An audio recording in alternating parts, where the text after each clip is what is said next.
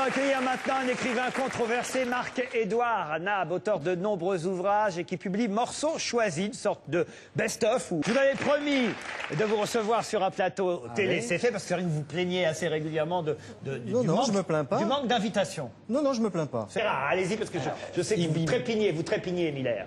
Oui, je trépigne comme vous dites et j'ai même écrit ce que je voulais dire à votre invité.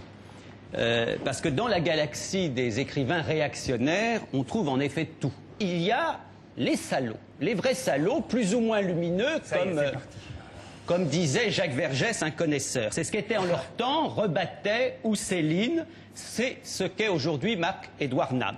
Il faut savoir que c'est un salaud entré dans la littérature avec un livre infâme qui vient d'être republié, au Régal des Vermines, un livre de minables petits provocateurs qui écrit par exemple, je vais le citer, et après je me tairai, je le cite, « Depuis toujours, je suis raciste » ou encore « J'espère que les Noirs vont finir par enculer tous les Blancs.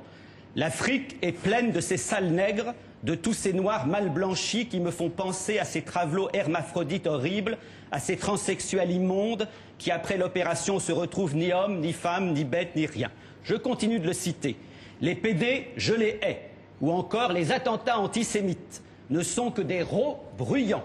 Alors j'arrête ici sur le profond dégoût que vous m'inspirez et je rassure les admirateurs de votre second degré et de votre prose agitée. Je suis sûr que dans quelques années, quand vous serez mort, Marc-Édouard Nab, il y aura bien un Fabrice Lucchini pour venir sur scène nous expliquer à quel point il y a du génie dans votre diarrhée verbale. Votre éditeur viendrait pas dit de les éditeurs et les écrivains, et ils ont bien raison, hésitent à venir puisqu'on se fait traiter de ce que vous avez entendu là, ce qui est évidemment c'est archi faux et mensonger et diffamatoire. Et dans d'autres cas, ça pourrait être porté sur les bancs de la justice. Mais moi, je ne suis pas du tout procédurier. Donc ce que je veux dire simplement, c'est que ce sont des émissions où on traite comme ça, vous l'avez vu, vous avez vu l'exemple, les écrivains et les artistes, ça fait partie de notre époque.